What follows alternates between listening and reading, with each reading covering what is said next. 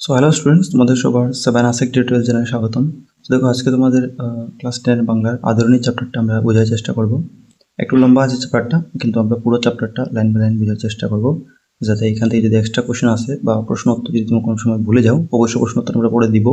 কিন্তু যদি প্রশ্ন উত্তর বাই চান্স ভুলে যাও, তখন পার্টটা যদি বুঝে থাকো তুমি এখান থেকে বানিয়েও লিখতে পারবে। তো চলো আমরা পার্টটা বুঝে আরম্ভ করি। তোমরা ক্লাস 10 বাংলা প্লে ফলো করবে, সেখানে প্রত্যেকটি চ্যাপ্টার এক্সপ্লেনেশন আর কোশ্চেন দেওয়া হচ্ছে। তো দেখো, এখানে প্রভাত কুমার মুখোপাধ্যায় এই চ্যাপ্টারের লেখক হচ্ছেন। তো চ্যাপ্টারের নাম হচ্ছে আদরণী। এখন এই চ্যাপ্টারের নাম আদরণী কেন, এটা আমরা যখন পাঠটা পড়ে নিব তখনই বুঝবো। কিন্তু এর আগে জাস্ট তোমাদের একটা আইডিয়া দিয়ে দিব লামসাম, যাতে তোমরা যেমনি বুঝে যাবে যে এই পাঠটা কিসের উপরে হবে, যাতে আমরা আগে পাঠটা যখন বাড়বো পড়তে তখন একটা কনসেপ্ট নিয়ে পারি যে আমরা এই জিনিসটা পড়বো এই চ্যাপ্টারে। সো দেখো, এই চ্যাপ্টারে তোমরা দেখবে যে এখানে একজন বয়স্ক বা একজন বৃদ্ধ একজন মুক্তার থাকবেন। মুক্তার বলতে ওইখানে দেখবে তোমরা, মুক্তার বলতে আর কি, ওই যে মুক্তার লেখা আছে বানানটা, তো মুক্তার বলতে যার নাম হচ্ছে জয়রাম মুখোপাধ্যায় চ্যাপ্টারে এই বৃদ্ধ একজন মুক্তার আছেন, যিনি আর কি মুক্তার বলতে আর কি উকিলের সমান, যার কাম হয় যে যিনি আইনের কাম করেন, আইনজীবী, ঠিক আছে। তো এটাই একজন মুক্তার জয়রাম হবে, জয়রাম মুখোপাধ্যায় তার পুরো নাম, এবং তার একজন অত্যন্ত প্রিয় তার হাতি হবে, তার নাম আদরণী। এই পাঠের নাম যেটা আছে একটা হাতির নাম। তো এই দুজনকে নিয়ে লেখা এই গল্পটা। আর এখানে আর কি জয়রাম দেখবে তুমি লাস্টের দিকে যে মুক্তার আছে, সে আদরণীকে আর কি নিজের মেয়ের মতো ভালোবাসতো। তো লাস্টের দিকে কি হয়েছিল যে ওই হাতিটা কিন্তু মরে গিয়েছিল। তো কিসের জন্য মরেছিল, কি কারণবশত সে মরলো, প্রত্যেকটা জিনিস আমরা যখন পাঠটা লাইন বাই লাইন পড়বো তখন আমরা পড়বো। এটা বলে দিই যে আদরণী আর কি হাতিটা যেটা জয়রাম রেখেছিল, যার তার প্রাণের প্রিয় ছিল, সেটাকে তাকে বাধ্য হয়ে পড়ে বেচে দিতে হয়েছিল, ঠিক আছে। কারণ তার নাতনির বিয়ে দিতে হয়েছিল, এর জন্য টাকা দরকার ছিল। তো আর্থিক সংকটে পড়েছিল সে, সেটার জন্য তাকে ওই আদরণী তার প্রাণের প্রিয় হাতিকে বিক্রি করতে হয়েছিল। আর এই যে আদরণী তার থেকে যে বিচ্ছেদ হয়ে গেছিলো, তার থেকে আলাদা হয়ে গেছিল, তার থেকে দূরে সরে গেছিলো, এটা কিন্তু আদরণী নামের হাতিটা সহ্য করতে পারেনি। তার ফলে সে তার দুঃখে মৃত্যুবরণ করে, মানে তার মৃত্যু হয়ে যায়, ঠিক আছে। আর তার মৃত্যুতে কিন্তু লাস্টে গিয়ে জয়রামও বেশি দিন বাঁচতে পারেনি। তো এটা মানে মানুষ আর একটা প্রাণীর মধ্যে কিভাবে, পশুর মধ্যে মানে ভালোবাসা মমতা থাকে, বা একটা ওই আবেগের একটা সম্পর্ক আছে, এই বিষয়ে আমরা এই পাঠটা পড়লে বুঝবো। তো চলো আমরা পাঠটা পুরো আরম্ভ করতে টাইম ওয়েস্ট না করি। তো দেখো প্রথম লাইনটা, পাড়ার নগেন ডাক্তার ও জুনিয়র উকিল কুঞ্জবিহারী বাবু বিকালে পান চিবাইতে চিবাইতে হাতের ছড়ি দুলাইতে দুলাইতে জয়রাম মুক্তারের নিকট আসিয়া বলিলেন। তো কি হলো, একদিন বিকেলে কি হলো, এই নগেন ডাক্তার বলে একজন ডাক্তার ছিল, এবং তারই জুনিয়র একজন, জুনিয়র মানে তার থেকে ছোট পোস্টে আর কি, তার থেকে কম বয়সের একজন উকিল ছিল। মানে এরা হয়তো সঙ্গের বন্ধু হবে, মানে জুনিয়র আছে, এরা সিনিয়র এরা জুনিয়র। যেমনি আমরা যেমন টেনে পড়ছি, তো আমাদের যারা নিচে আছে তাদেরকে আমরা জুনিয়র বলবো, আমরা সিনিয়র। তো এরকম নগেন ডাক্তার সিনিয়র ছিলেন, আর ওনার জুনিয়র ছিল একজন উকিল কুঞ্জবিহারী বাবু। তো ওরা বিকেলে দুজন পান চিবাতে চিবাতে হাতের যেটা ছড়িয়ে নিয়েছিল তারা, ঠিক আছে, এটা দুলাতে দুলাতে তারা জয়রাম মুক্তার যেটা ছিল, মানে যার নাম জয়রাম মুখোপাধ্যায় পুরো নাম, তো তার কাছে গিয়ে পৌঁছলো তারা। আর তার কাছে গিয়ে তারা কি বলছে, বলছে মুখুজ্জে মহাশয়। মুখুজ্জে কেন? কারণ পুরো নামটা জয়রাম মুখোপাধ্যায়, তো মুখোপাধ্যায়কে শর্টকাটে এখানে মুখুজ্জে বলছে, ঠিক আছে, মুখার্জি যেটা বলতে পারো মুখোপাধ্যায়কে।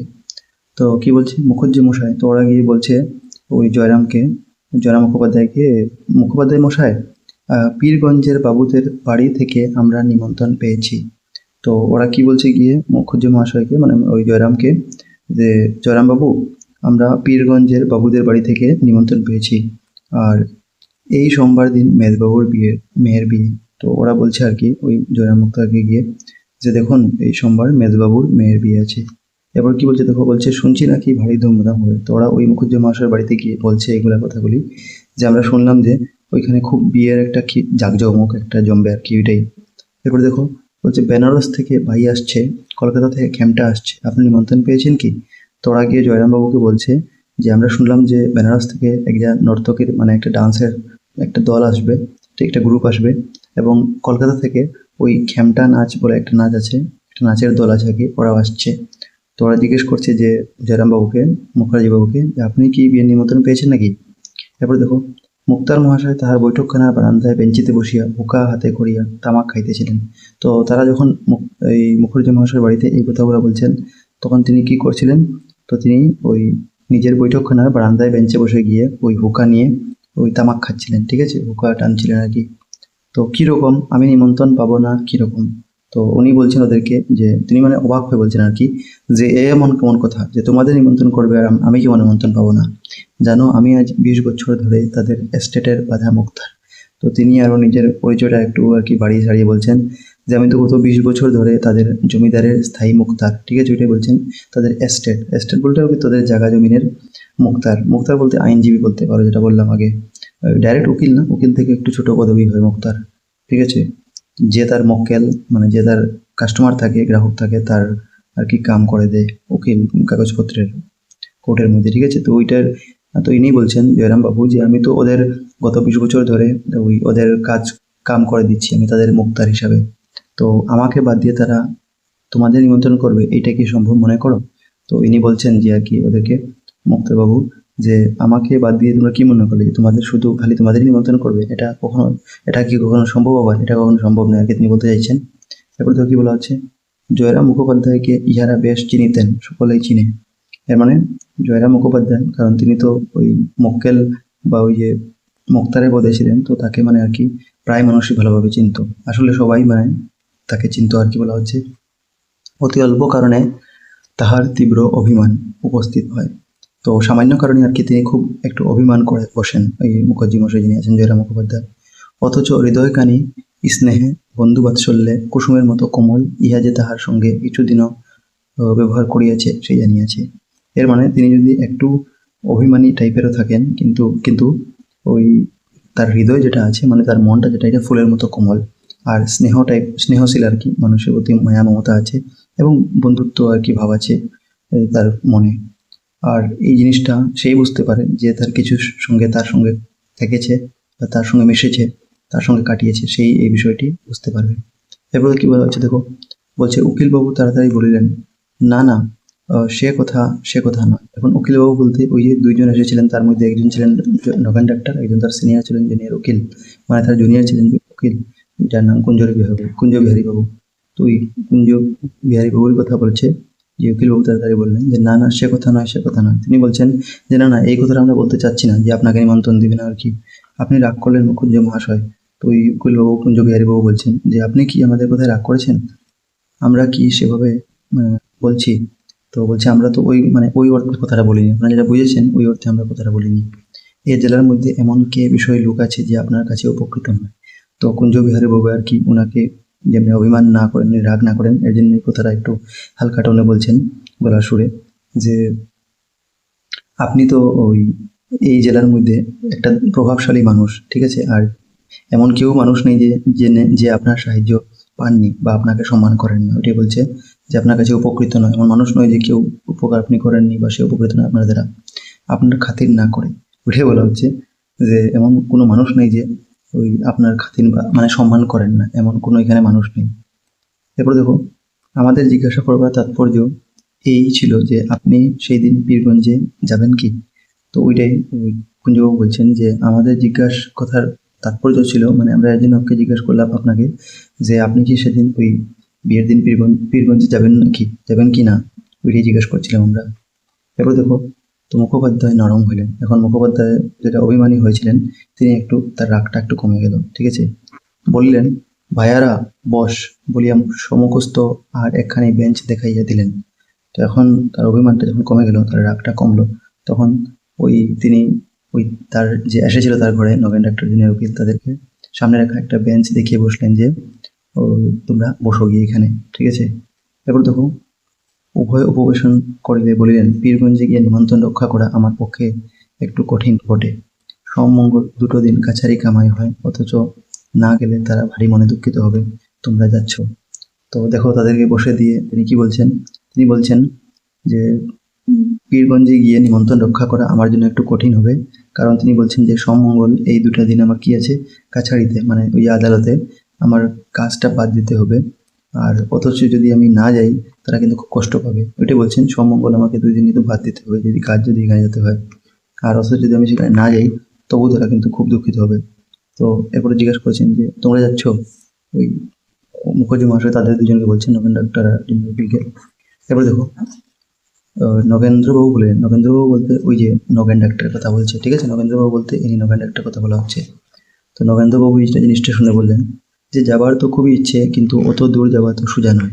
তিনিও আবার বলছেন এখন যে যাবার তো খুব ইচ্ছে, কিন্তু এত দূর যাওয়া তো সম্ভব না, ঘোড়ার গাড়ির পথ নেই। তিনি বলছেন যে সেদিকে যাওয়ার কোনো আহ, ঘোড়ার গাড়ি আর কি চালার রাস্তা, ঘোড়ার গাড়ি চলার রাস্তাও নেই, তো সে কীভাবে যাবে? গরুর গাড়ি করে যেতে হলে যেতে 2 দিন, আসতে 2 দিন। তো তিনি আরও বলছেন যে গরুর গাড়িতে যদি আমরা যাই তবে তো 2 দিন যেতে লাগবে আর 2 দিন ফিরতে লাগবে, মানে 4 দিন। তো পালকি করে যাওয়া সেও জোগাড় হওয়া মুশকিল। তখন পালকি, পালকি মানে কি, আগের দিনে কি হতো, ওই 2-3টে মানুষ বয়ে নিয়ে যেত, মানুষকে বসিয়ে, ওইটাই পালকি নেওয়া। ঠিক আছে, তো পালকিতে যাওয়া ওইটা মুশকিল হয়ে যাবে। আমরা দুজনে তাই পরামর্শ করলাম, যাই মুখুজ্জে মহাশয়কে গিয়ে জিজ্ঞাসা করি। এর জন্য আমরা মানে এই সমস্যায় পড়েছিলাম, এর জন্য আপনার কাছে আসলাম। ওটাই বলছে যে এর জন্য আমরা পরামর্শ করে আমরা বললাম যে মুখুজ্জে মহাশয়কে জিজ্ঞাসা করি, তিনি যদি যান নিশ্চয়ই রাজবাড়ি থেকে একটা হাতি টাতি আনিয়ে নেবেন। মানে তারা বলতে চাইছে যে আমরা আপনার কাছে আসলাম, যে আপনার কাছে আসলে নিশ্চয়ই রাজবাড়ি থেকে, কারণ আপনার তো রাজবাড়িতে থাকেন, তো আপনার একটা হাতি নিশ্চয়ই, সরি মানে রাজবাড়ির সঙ্গে আপনার আলাপ আলোচনা আছে, কারণ আপনি তো এই মুক্তারের কাজ করেন, সবার সঙ্গে পরিচয় আছে, তো আপনি নিশ্চয়ই কিছু না কিছু একটা ব্যবস্থা করে দিবেন। এর জন্য আপনার কাছে এসেছি, ওইটাই বলছেন তারা। আমরা দুজনেই তার সঙ্গে সেই হাতিতে দিব্যি আরামে যেতে পারবো, আর আপনি যদি ব্যবস্থা করে দেন তখন আমরা সেই হাতিতে আরাম করে পীরগঞ্জে যেতে পারবো। ঠিক আছে, এরপর দেখুন বলছে, মুক্তার মহাশয় স্মিত মুখে বলিলেন, এই কথা, তার জন্য আর ভাবনা কি ভাই? মহারাজ নরেশচন্দ্র ও আমার আজকের মক্কেল নন, ওরা ওর বাপের আমল থেকে আমি ওদের মুক্তার। তো এখন মানে আর কি, যখন এই কথাটা শুনলেন তো তিনি অভিমানে আবার ভরে গেলেন। শুনলেন যাই হোক, আমার নাম হচ্ছে, তারা আমাকে চিনছে, আমার কতটুকু মানে রিচ আছে, আমি কত কত বড় ধনী মানুষের সঙ্গে আলাপ আলোচনা আছে যে আমি হাতের ব্যবস্থা করে দিব। তো তার একটা অভিমান জাগলো। তখন তিনি বললেন যে ও, তোমরা তো জানো না যে মহারাজ নরেশচন্দ্র যিনি আছেন, আমি ওনার আজকের মক্কেল নন। ঠিক আছে, মানে আমি ওদের ঘরের আজকের কিন্তু মুক্তার নই বা আইনজীবী নই। ওদের ঘরের কাজ আমি অনেক সময় থেকে, প্রায় ওদের বাপের আমল থেকে আমি ওদের কাজ করছি, মানে মুক্তারের কাজ করছি। দুটোই বলছেন যে আমি ওদের বাবার সময় থেকে তাদের আইনজীবীর কাজ করছি। কাল সকালেই কাল সকালেই রাজবাড়িতে চিঠি লিখে পাঠাচ্ছি, সন্ধ্যে নাগাদ হাতি এসে যাবে এখন। তো বলছেন যে আমি আগামীকাল সকালেই রাজবাড়িতে চিঠি পাঠাবো। ও রাজবাড়ি মানে আসলে যেখানে বিয়া হচ্ছে ওইখানের কথা বলা হচ্ছে। তো আমি কাল সকালে রাজবাড়িতে চিঠি পাঠাবো, এবং তাহলে সন্ধ্যার মধ্যে মানে আর কি একটা হাতি চলে আসবে কাল সকালে। তো এখন কি হচ্ছে দেখো, কুঞ্জবাবু বলিলেন, তো ওই যে সিনিয়র মানে জুনিয়র যিনি ডাক্তার ছিলেন, তিনি কি জুনিয়র উকিল ছিলেন, তিনি কুঞ্জবাবু, তিনি বলছেন যে দেখলে হে ডাক্তার, আমি তো বলেছিলাম, অত ভাবছো কেন? মুখুজ্জে মহাশয়ের কাছে গেলেই একটা উপায় হয়ে যাবে। তা মুখুজ্জে মহাশয়, আপনাকেও কিন্তু আমাদের সঙ্গে যেতে হবে, না গেলে ছাড়ছি না। তখন কুঞ্জবাবু বলছেন যে মানে আর কি ওই ডাক্তারের সঙ্গে যোগাযোগ করছেন, ওই ওনার সঙ্গে নগেন ডাক্তারের সঙ্গে কথাবার্তা বলছেন যে দেখলে, আমি বলেছিলাম না যে এনার কাছে আসলে কিছু না কিছু একটা ব্যবস্থা হয়ে যাবে। তো এটা হয়ে গেল। আর তিনি আরও ওই ডাক্তারকে বলছেন, কুঞ্জবাবু ডাক্তার মহাশয়কে বলছেন যে আপনারাও কিন্তু আমাদের সঙ্গে, ও সরি মুখুজ্জে মহাশয়কে তিনি বলছেন যে আপনাকে কিন্তু আমাদের সঙ্গে যেতে হবে, না গেলে ছাড়ছি না, মানে আপনাকে আমাদের সঙ্গে যেতেই হবে। তারপর দেখো মুখুজ্জে মহাশয় কি বলবেন, বলছেন যাবো বই কি ভাই, আমিও যাবো। তিনি বলছেন নিশ্চয়ই নিশ্চয়ই আমিও যাবো ভাই, আমি তোমাদের সঙ্গে যাবো, তবে আমার তো বাইক হ্যামটা শোনাবার বয়স নেই, তোমরা শুনো। তো তিনি বলছেন যে আমার তো বাইক হামটা বয়স শোনার নেই, মানে বাইক হামটা বলতে এখানে ওই নাচ গানের কথা বলা হচ্ছে। তিনি বলছেন যে যাবো ঠিক আছে নিশ্চয়ই, কিন্তু আমার তো এখন নাচ গান দেখার বা শোনার বয়স নেই, তো তোমরাই সেগুলো গিয়ে উপভোগ করো। আমি মাথায় এক পগ বেঁধে একটি থেলো হুঁকো হাতে করে লোকজনের অভ্যর্থনা করব, কে গেলে কে না গেলে দেখব, তদারক করে বেড়াবো। তিনি বলছেন ঠিক আছে আমি যাব, কিন্তু এখন আমার নাচ গান দেখার সময় নেই, আমি বাইক হ্যামটা করার সময় নেই, তো তোমরা সেগুলো উপভোগ করবে। আর আমি মাথায় পাগড়ি পরে, পাগড়ি বলা হচ্ছে এখানে ওই যে পগত বলতে, ঠিক আছে। তো বলছি উনি যে আমি একটা পাগড়ি পরে এবং হাতে হুঁকো নিয়ে যারা অতিথি আসবেন তাদেরকে আমি অভ্যর্থনা জানাবো, ওয়েলকাম করবো, ওইটাই বলছেন। তদারক করে বেড়াবো মানে ওয়েলকাম করবো, অতিথি আপ্যায়ন করবো। আর তোমরা বসে শুনবে, পেয়ালা মুছে ভর দে কেমন, বলিয়া মুখোপাধ্যায় মহাশয় হাহা করে হাসিতে লাগিলেন। তো তিনি তাদেরকে বলছেন যে তোমরা বসে শুনবে, পেয়ালা মুছে ভর দে, মানে ওইটাই মজা করে একটা গানের লাইন বললেন, ঠিক আছে। তো বলে তিনি আর কি জুড়ে জুড়ে হেসে উঠলেন। এরপর দেখো দ্বিতীয় পরিচ্ছেদ। পরদিন রবিবার, এদিন প্রভাতে আহ্নিক পূজাটা মুখুজ্জে মহাশয় একটু ঘটা করিতেন। তো বলা হচ্ছে যে পরের দিন রবিবার ছিল, তো এই দিন সকালবেলা রবিবার সকালে তিনি বিশেষ আয়োজন করে নিয়মিত আর কি পূজা করতেন। প্রত্যেক রবিবারে তিনি নিয়মিত পূজা করতেন বিশেষ আয়োজন করে। তো বেলা 9টার সময় পূজা সমাপন করিয়া জল যোগানতে বৈঠকখানায় আসিয়া বসিলেন। তো তিনি সকাল 9টার ভিতরে আর কি পূজা শেষ করে জল খাবার খেয়ে বৈঠকখানায় তারা এসে বসলেন। তো অনেকগুলি মক্কেল উপস্থিত ছিল, মানে ওইটাই মক্কেল মানে কাস্টমার, যে তার সঙ্গে আলাপ করছে, যে তার আইনের কোনো যদি কাজ থাকে কারোর। তো অনেক মক্কেল এসেছিল তাকে দেখা করার জন্য সেই দিন। তো হঠাৎ সেই হাতির কথা মনে পড়িয়া গেল। তখন হঠাৎ তার ওই হাতির কথা মনে পড়ে গেল। তখন কাগজ কলম লইয়া চশমাটি পড়িয়া প্রবল প্রতাপান্বিত শ্রী মন্ম মহারাজ শ্রী হরেশচন্দ্র রায়চৌধুরী বাহাদুর আশ্রিত জনপ্রতি পাল্পেশু পাঠ লিখিয়া 2-3 দিনের জন্য একটি সুশীল ও সুবোধ হস্তি প্রার্থনা করিয়া পত্র লিখিলেন। তো তার হঠাৎ মনে পড়ল, আমাকে তো ওই নগেন ডাক্তার এবং জুনিয়র যিনি উকিল ছিলেন কুঞ্জবাবু, তিনি বলেছিলেন যে হাতির কথা লিখে যাওয়ার জন্য, ঠিক আছে, রাজবাড়ি থেকে। তো তার কথাটা যেই মনে পড়লো, তো তিনি হাতে কলম নিয়ে চশমা পরে ওই মহারাজের উদ্দেশ্যে একটা চিঠি লিখলেন, ঠিক আছে। আর তিনি চিঠি লিখে এখানে লিখেছেন যে 2-3 দিনের জন্য আর কি শান্ত এবং বাধ্য একটি হাতি আমাকে লাগে, তো এর জন্য তিনি এই জিনিসটা চিঠিতে লিখলেন, ঠিক আছে। তো এরপর দেখো কি বলা হচ্ছে, পূর্বেও আবশ্যক হইলে তিনি কতবার এই রূপে মহারাজের হস্তি আনাইয়া লইয়াছেন। আর আগেও তার যখন দরকার ছিল, তো অনেকবার কিন্তু প্রয়োজনে তিনি বহুবার এই মহারাজের কাছ থেকে হাতিটা চেয়েছিলেন বা এনেছিলেন। একজন ভৃত্যকে ডাকিয়া পত্রখানি লইয়া যাইতে আজ্ঞা দিয়া মুক্তার মহাশয় আবার মক্কেলগণের সহিত কথোপকথনে প্রবৃত্ত হইলেন। তো তিনি একজন ভৃত্য মানে চাকরকে, তো তিনি একজন তার চাকরকে ডেকে সেই চিঠিটি রাজবাড়িতে পৌঁছে দিতে বললেন, এবং আবার পুনরায় তিনি তার যারা মক্কেল তাদেরকে দেখার করার জন্য বৈঠকখানায় এসে বসেছিল তাদের সঙ্গে কথা বলতে শুরু করলেন। এরপর দেখুন, শ্রীযুক্ত জয়রাম মুখোপাধ্যায়ের বয়স এখনো 50 পার হইয়াছে। এর মানে এখন দেখো যে জয়রাম মুখোপাধ্যায় মুক্তার যিনি আছেন তার বয়স বলা হচ্ছে, তো এখন তার বয়স প্রায় 50 বছরেরও বেশি, ওইটাই বলছেন 50 পার হয়েছে। মানুষটির লম্বা ছাদের রংটি আর একটু পরিষ্কার হইলেও গৌরবর্ণ বলা যেতে পারিত। তো তিনি আর কি একটু লম্বা ছিলেন, লম্বা ছাদের মানে কি লম্বা টাইপের একটু মানুষ, আর গায়ের রং একটু ফর্সা হলেও তাকে মানে তুমি গৌরবর্ণ পরিষ্কার বলতে পারো। গোপগুলি মোটা মোটা কাঁচায় পাকায় মিশ্রিত, তো তার দাড়িগুলো যেটা ছিল ওগুলো কালো সাদা মিশ্রিত ছিল। মাথার সম্মুখভাগে টাক আছে, তার মাথার সম্মুখভাগে টাকলা আছে, ঠিক আছে, টাক আছে, চুল নেই আর কি। এরপর দেখো, চক্ষু দুইটি বড় বড় ভাষা ভাষা, তো তার চোখ দুটা বড় এবং শান্ত স্নিগ্ধ টাইপের আর কি। তাহার হৃদয়ের কোমলতা যেন হৃদয় ছাপাইয়া একটু চক্ষু দুইটি দিয়া উছলিয়া পড়িতেছে। তো ওই তার কোমল এবং দয়ালু মনের আর কি পরিচয় যেন তার চোখ দেখলেই আর কি বোঝা যায়, ওইটার মাধ্যমে প্রকাশ পেত তার মনটা কত কোমল টাইপের এবং দয়ালু টাইপের। এরপর দেখো, ইহার আদিবাস যশোর জেলায়।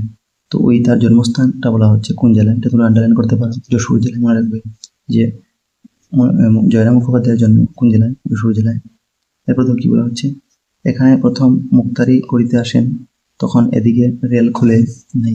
যখন তিনি প্রথম এই যশোর জেলায় বাকি মুক্তারি করতে আসেন তখন কিন্তু এদিকে রেল টেল চলাচল করতো না, খুলেই নাই। পদ্মা পার হইয়া কতক নৌকা পথে, কত গরু গাড়িতে, কত পথ ব্রিজে আসিতে হইয়াছিল। তো প্রথমবার যখন তিনি এখানে আসেন তখন তাকে আর কি বিভিন্ন এলাকায় যেখানে রেলপথ চালু হয়নি সেখানে তাকে পদ্মা নদী যেটা হচ্ছে বাংলাদেশের একটা নদী, তো ওইটা পার হয়ে কিছুটা নৌকায়, কিছুটা গরুর গাড়িতে এবং কিছুটা হেঁটে আসতে হয়েছিল তাকে, ঠিক আছে। সঙ্গে কেবলমাত্র একটি ক্যাম্বিসের ব্যাগ এবং একটি পিতলের ঘটি ছিল। আর তিনি যখন এসেছিলেন তার সঙ্গে শুধু একটা ক্যানভাসের ব্যাগ এবং একটা পিতলের ঘটি ছিল। সহায় সম্পত্তি কিছুই ছিল না, তার সঙ্গে সম্পত্তি কিছুই ছিল না। মাসিক 13 শিকায় একটি বাসা ভাড়া লইয়া নিজ হাতে রাঁধিয়া খাইয়া মুক্তারি ব্যবসায় আরম্ভ করিয়া দেন। তো তিনি সেখানে এসে ওই মানে মাসে মাত্র 13 শিকা ভাড়ায় একটা ঘর নিয়েছিলেন, আর নিজে রান্না করে তিনি আইন পেশা শুরু করেছিলেন, নিজে রান্না বান্না করতেন। এরপর দেখো, এখন সেই জয়রাম মুখোপাধ্যায় পাকা দালানটা করিয়েছেন, বাগান করিয়েছেন, পুকুর কিনিয়েছেন, অনেকগুলি কোম্পানির কাগজ কিনিয়েছেন। আর এখন তার এমন অবস্থা যে তিনি ধনী হয়ে গেছেন। তো এখন তিনি পাকা বাড়ি করেছেন, বাগান, পুকুর, ঠিক আছে, বিভিন্ন কোম্পানির শেয়ারও কিনে নিয়েছেন, তার টাকায় অভাব নেই এখন টাকার। সে সময়ের কথা বলতেছি, তখন এ জেলায় ইংরাজিওয়ালা মুক্তারের আবির্ভাব হইয়াছে বটে, কিন্তু জয়রাম মুখোযোগে তাহার ঘটাইতে পারে নাই, তাহারা কেউই ঘটাইতে পারেন নাই। তখন ইনি এই জেলায় প্রধান মুক্তার বলিয়া গণ্য। আচ্ছা, মানে ওই সেই সময়ের কথা বলছেন যে যখন ইংরেজি জানা অনেক মুক্তার সেখানে এসেছিল, কিন্তু কেউ জয়রাম মুখোপাধ্যায়ের স্থানটা দখল করতে পারেনি। আর সেই সময় তিনি সেই জেলার সবচেয়ে সম্মানিত এবং প্রধান মুক্তর হিসাবে পরিচিত ছিলেন, এটাই বলা হচ্ছে। এবার দেখো, মুখোপাধ্যায় মহাশয়ের হৃদয়খানি অত্যন্ত কোমল এবং স্নেহপ্রবণ হইলেও মেজাজটা কিছু রুক্ষ। তো ওই জয়রাম মুখোপাধ্যায় তার এই মানুষটার আর কি মনটা খুব দয়ালু টাইপের, স্নেহশীল, কিন্তু তার স্বভাবটা ছিল একটু রাগী টাইপের এবং কঠোর টাইপের, ঠিক আছে, স্ট্রিক্ট। যৌবনকালে তিনি রীতিমতো বদরাগী ছিলেন, এখন রক্ত অনেকটা ঠান্ডা হয়ে এসেছে। তো যখন তিনি যৌবনকালে ছিলেন তিনি খুব রাগী ছিলেন, তবে বয়স বাড়ার সঙ্গে সঙ্গে তার রাগটা অনেকটা কন্ট্রোল হয়ে গেছে বা কমে গেছে। সেকালে হাকিমেরা একটু অবিচার অত্যাচার করিলে মুখুজ্জে মহাশয় রাগিয়া চেঁচাইয়া অনর্থপাত করিয়া তুলিতেন। তো সেই সময় যখন তিনি আর কি একটু ইয়ং অবস্থায় ছিলেন, তখন যারা হাকিম ছিল, মানে যারা বিচারকরা ছিল, তারা যদি তার সামনে যদি অন্যায় করতো, তখন তিনি খুব রেগে আর কি চিৎকার করে চেঁচামেচি করে আরম্ভ করে দিতেন। একদিন এজলাসে এক ডেপুটির সহিত এর বিলক্ষণ বচসা লইয়া যায়। মানে একদিন আদালতে একজন ডেপুটি কর্মকর্তা ছিল, তার সঙ্গে তার প্রচণ্ড তর্ক বিতর্ক হয়েছিল। বিকালে বাড়ি আসিয়া দেখিলেন তাহার মঙ্গলা গাই একটি এড়ে বাছুর প্রসব করিয়াছে। তো তিনি বিকেলে যখন ফিরলেন সেখান থেকে বাড়ি, তখন দেখলেন যে মঙ্গলা নামের গরুটি তার যেটা ছিল একটা পুরুষ বাছুর জন্ম দিয়েছিল, ঠিক আছে, মেল। তারপরে দেখো কি হয়েছিল, তখন আদর করিয়া, এড়ে বাছুর মানে পুরুষ বাছুর, ঠিক আছে, তখন আদর করিয়া তো ডেপুটি বাবুর নামে বাছুরটির নামকরণ করিলেন। তখন তিনি আর কি ওই যে বাছুরটা যেটা জন্ম দিয়েছিল তার নামটা কিভাবে করলেন, তো ওই যে যার উপরে ডেপুটি বাবু রাগ করেছিলেন, মানে ওই যে কর্মকর্তা যার উপরে তিনি রাগ করেছিলেন তার নামে এই বাছুরটির নাম রেখে দিলেন, ঠিক আছে। তো এরপরে দেখো, ডেপুটি বাবু লোক পরম্পরায় ক্রমে একথা শুনিয়াছিলেন এবং বলা বাহুল্য নিতান্ত প্রীতি লাভ করেননি। তো এখানে বলা হচ্ছে যে পরে ডেপুটি বাবুই আর কি লোকের মুখে এই কথা শুনেছিলেন এবং এতে তিনি মোটেও খুশি হননি। যখন দেখলেন যে বাছুরের নাম আমার নামে রেখে দিয়েছে, ডেপুটি বাবু পরে জানতে পারলেন। আরেকবার এক ডেপুটির সম্মুখে মুখুজ্জে মহাশয় আইনের তর্ক করিয়াছিলেন, কিন্তু হাকিম কিছুতেই ইহার কথায় সাই দিতেছিলেন না। তো একবার কি হয়েছিল যে তিনি একজন ডেপুটির সামনে আইনের বিষয়ে যুক্তি দিচ্ছিলেন, কিন্তু বিচারক আর কোনো কথাই তার মানছিল না।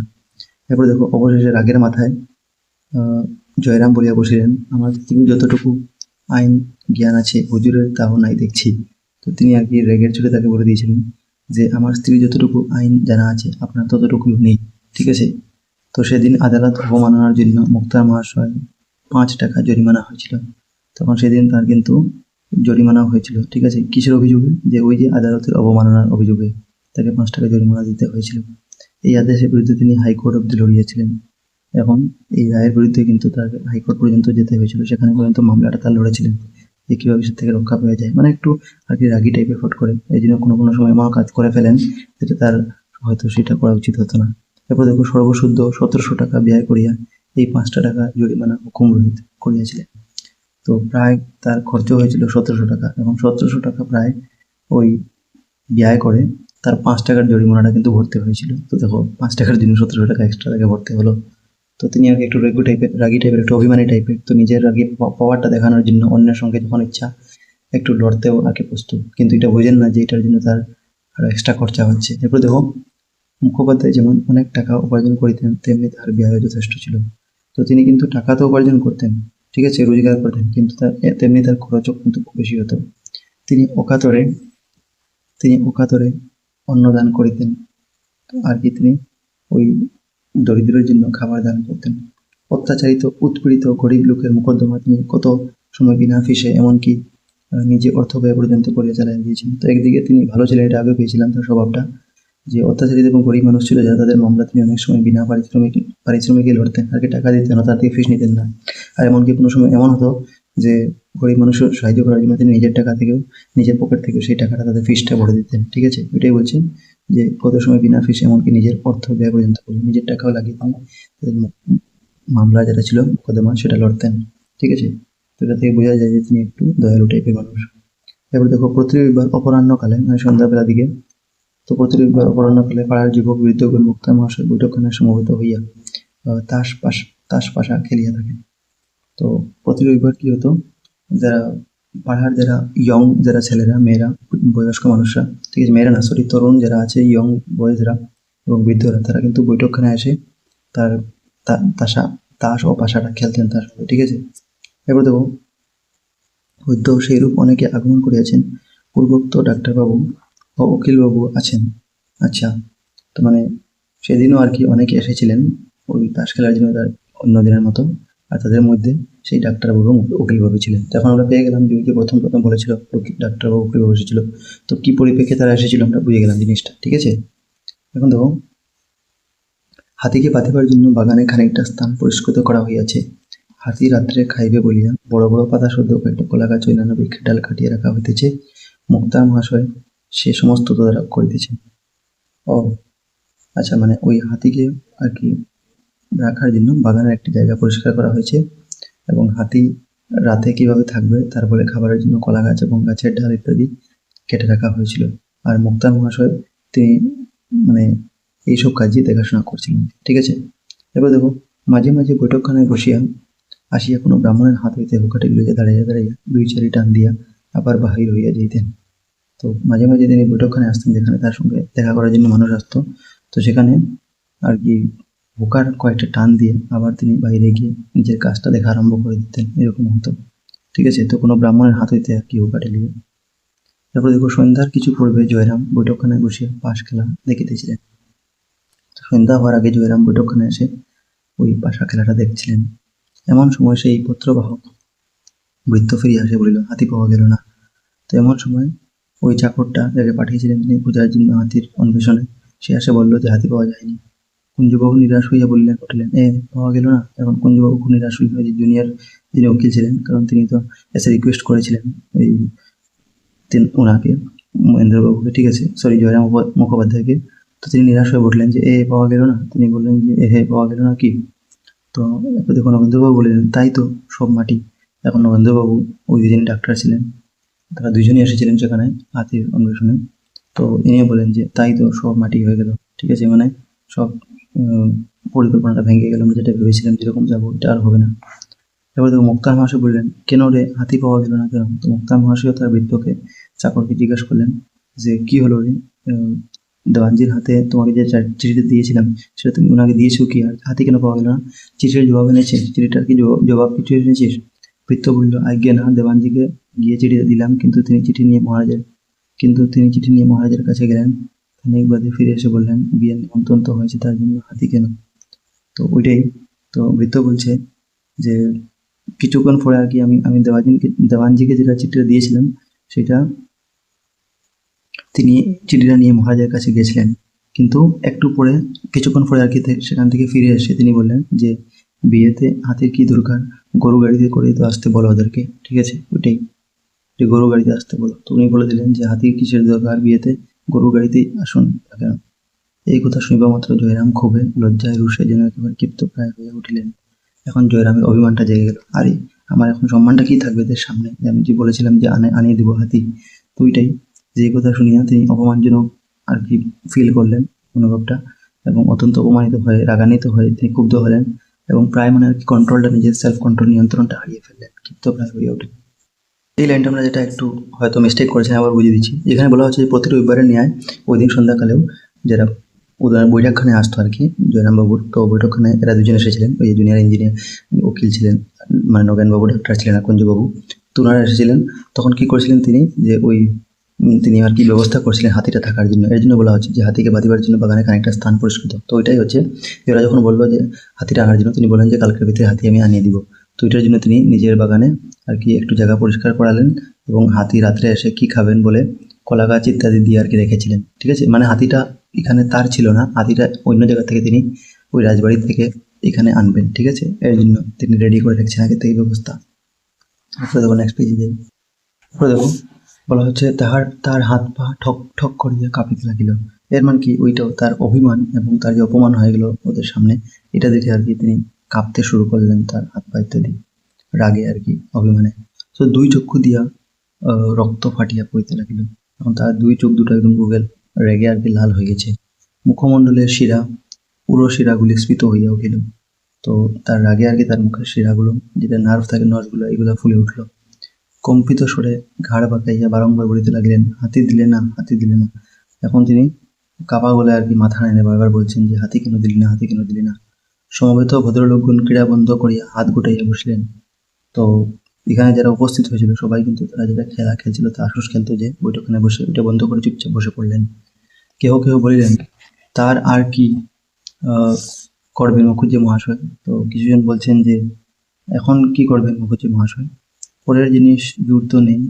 তো ওইটাই যারা বৈঠকখানে এসে বসেছিল তারা বলছে যে এখন আপনি আর কি করবেন, এটা তো অন্যের জিনিস, এটা তো আর আমরা জোর করতে পারবো না, ওনার ইচ্ছা দিলে দিবেন, নাইলে নাই।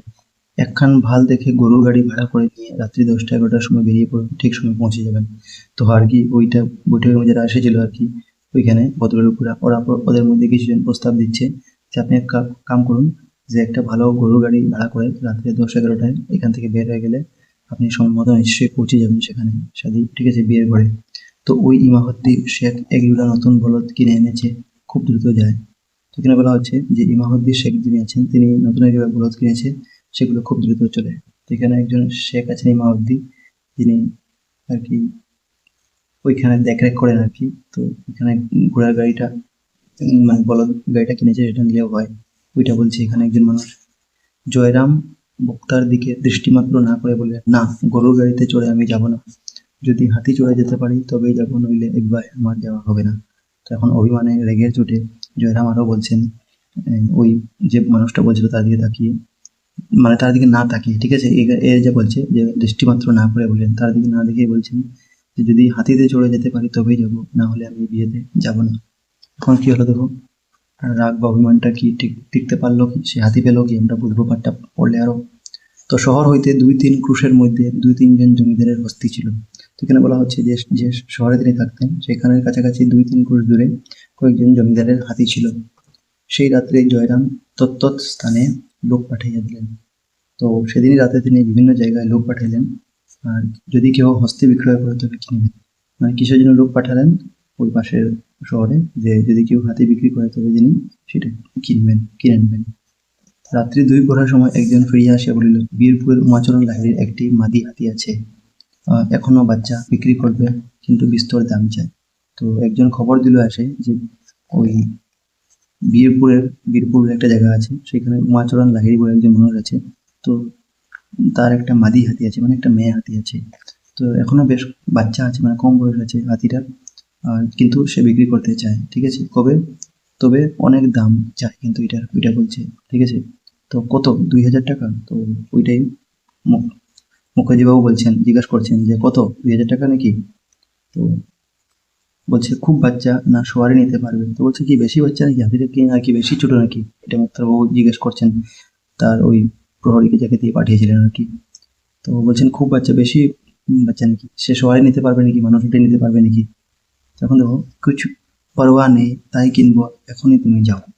এখন তিনি বলছেন যে কোনো সমস্যা নেই, সেটাই কিনবো, ঠিক আছে। ও মানে বললো আর কি না সবাই নিতে পারবে, ও সে জবাব দিল যে সবাই নিতে পারবে। তো তুমি বললেন ঠিক আছে ঠিক আছে, কিছু করবে না, তুমি যাও, আমি ওই হাতিটাও কিনবো, তুমি নিয়ে আসো এটাকে। কাল সকালে যেন হাতি আসে, কাল সকালের ভিতরে হাতিটা আসতে হবে। লাহিড়ী মশাইকে আমার নমস্কার জানিয়ে বলো, হাতির সঙ্গে যেন কোনো বিশ্বাসী কর্মচারী পাঠিয়ে দেন, হাতি নিয়ে টাকা নিয়ে যাবে। তিনি ওইটাই তার কর্মচারী, মানে তিনি বলে পাঠিয়ে দিলেন যে লাহিড়ী মশাইকে বলো যে আমার নমস্কারটা জানাবে, আর তিনি তাকে বলবে যে কোনো একজন বিশ্বস্ত কর্মচারী তিনি হাতির সঙ্গে পাঠিয়ে দেন, যাতে সে টাকাটা নিয়ে যায়।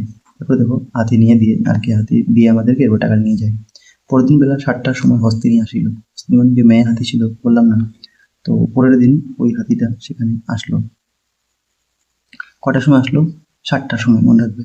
তাহার নাম আদরিণী। সে দেখো পাঠের নাম, এটার উপরেই কিন্তু এখন দেখবে যে মুক্তার মহাশয় আর আদরিণীর মধ্যে একটা ঘনিষ্ঠতা, একটা সম্বন্ধ হবে, যেরকম পশু আর মানুষের মধ্যে একটা প্রেমের সঞ্চার হবে।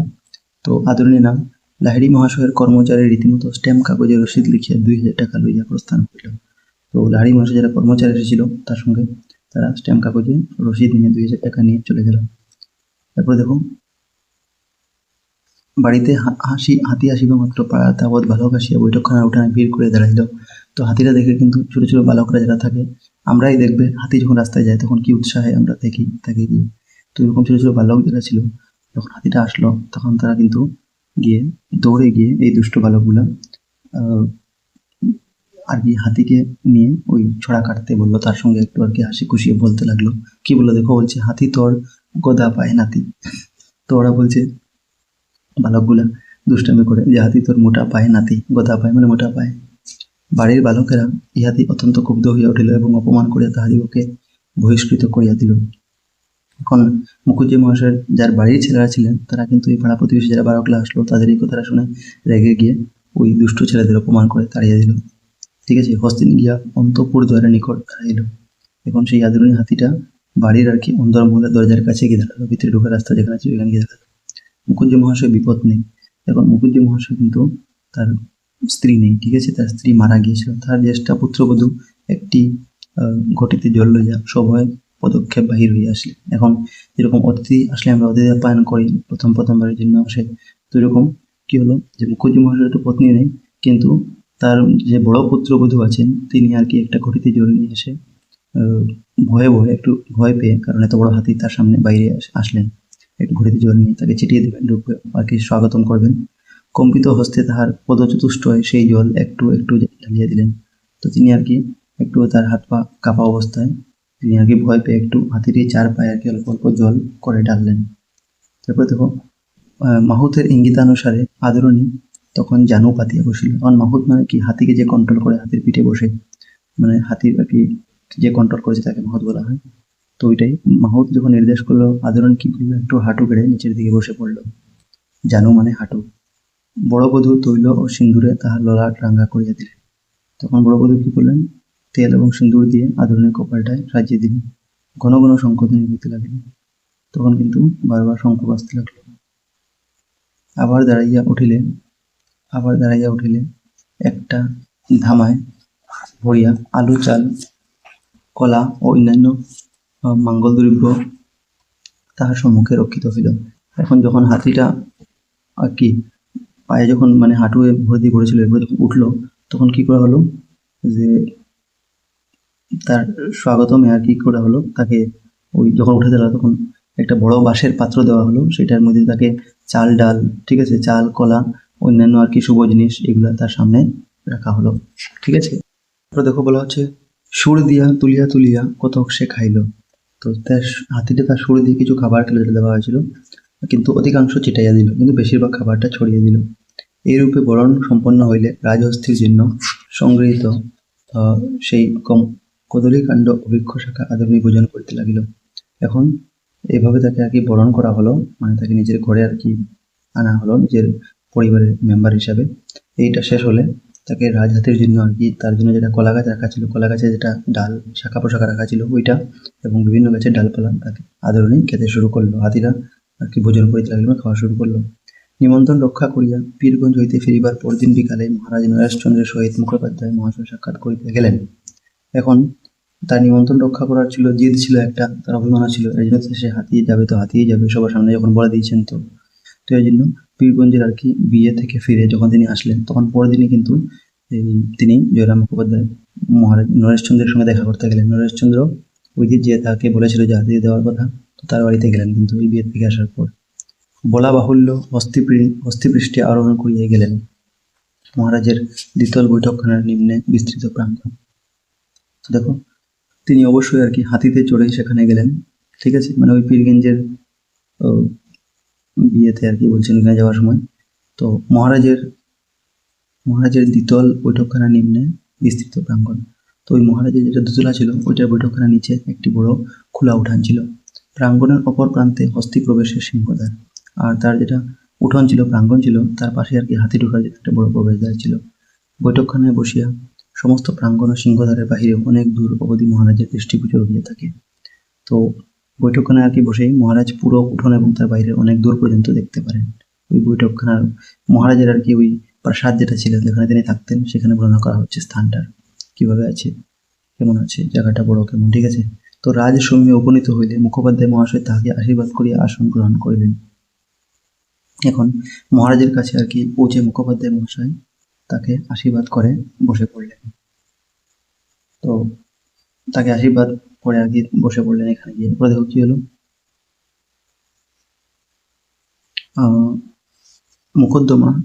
মোকদ্দমা ও বিষয় সংক্রান্ত দুই চারি কথার পর মহারাজা জিজ্ঞাসা করলেন মুখুজ্জি মহাশয় ও হাতিটি কার। তো তার সঙ্গে এখন কথাবার্তা হলো মহারাজের। তখন কিছুক্ষণ মামলা এবং অন্যান্য বিষয় নিয়ে কথা বলার পর মহারাজা জিজ্ঞাসা করলেন মুখুজ্জি মহাশয় ওই হাতিটা কার।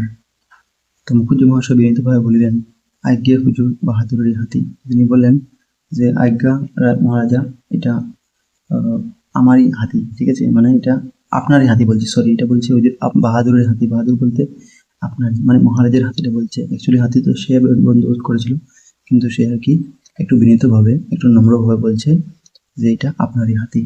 এরপর তো কি হলো, মহারাজ বিস্মিত হইয়া বললেন, আমার হাতি কই? ও হাতি তো কোনোদিনই আমি দেখিনি, কোথা থেকে এলো? তো মহারাজ জয়রামবাবুকে বলছেন যে আমার হাতি, অবাক হয়ে বলছেন আর কি, তো আমি তো কোনোদিন এটা দেখিনি, কোথার থেকে এই হাতিটা আসলো? তারপর দেখো, আজ্ঞে বীরপুরের উমাচরণ লাহিড়ীর কাছ থেকে কিনেছি। তো তখন তিনি জবাব দিলেন মুখোপাধ্যায় যে হুজুর বীরপুরের উমাচরণ লাহিড়ীর কাছ থেকে এটা কিনেছি। অধিকতর বিস্মিত হয়ে রাজা বললেন, আপনি কিনেছেন? আজ্ঞে হ্যাঁ। বলছেন রাজা যখন শুনলেন যে মুখুজ্জে মহাশয় কিনেছেন, এই আপনি কিনলেন নাকি? তিনি বিস্মিত হয়ে বললেন। তো তিনি বলছেন হ্যাঁ, জি হ্যাঁ আমি কিনেছি। তবে বললেন আমার হাতি, তবে আপনি যদি কিনেছেন তো কেন আপনি আমার হাতি বলে বললেন এরকম, ঠিক আছে? দেখো তিনি কি উত্তর দিলেন, তবে বললেন আমার হাতি। বিনয় কিংবা শ্লেষ সূচক ঠিক বোঝা গেল না। একটু মৃদু হাস্য করিয়া জয়রাম বললেন, যখন হুজুর বাহাদুরের দ্বারাই প্রতিপালন হচ্ছি, আমি যখন আপনার, তখন ও হাতি আপনার বইয়ার কার? ও, তো দেখো এখন মুখুজ্জে মহাশয় কিভাবে বলছেন, তো তিনি একটু আর কি হালকা হেসে বললেন যে যখন আমি আপনার আশ্রয়ে জীবনযাপন করছি, আমি যখন আপনার লোক, তখন আমার হাতিটাও আপনারই, এটা বলা হচ্ছে।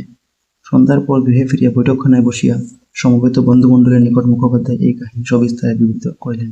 এবং সন্ধ্যাবেলা যখন তিনি রাজবাড়ি থেকে ফিরে গেলেন, তখন এই সম্পূর্ণ ঘটনাটা যেটা রাজবাড়িতে ঘটেছিল, ঠিক আছে, তো সেইগুলা তার বন্ধু বান্ধবের সঙ্গে তিনি ডিসকাস করান, বন্ধু বান্ধবের সঙ্গে এই ঘটনাটা বিস্তারিতভাবে বলে আরম্ভ করলেন।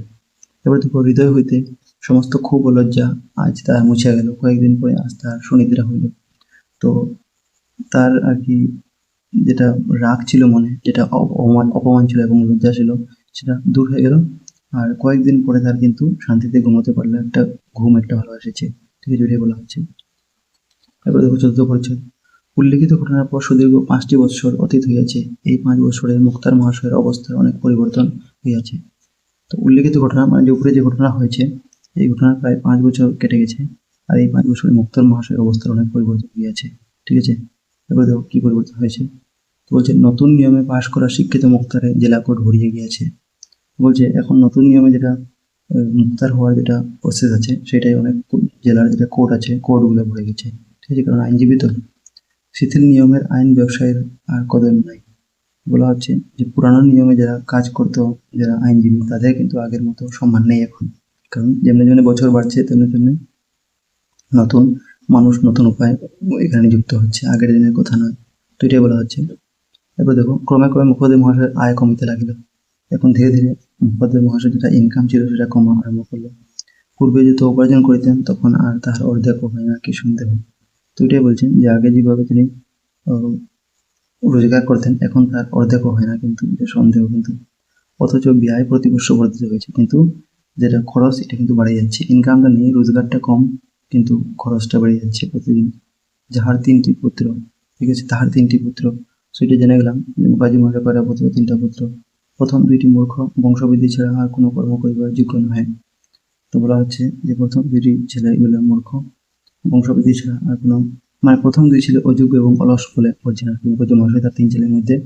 আর লেখকের মধ্যে তারা আর কি সংসার বাড়ানো ছাড়া আর কোনো কাজের উপযুক্তি নয়, ঠিক আছে, এটাই বলা হচ্ছে। দেখো কনিষ্ঠ পুত্রটি কলিকাতায় পড়িতেছে, সেটি যদি কাল কোনো মানুষ হয় এইমাত্র ভরসা।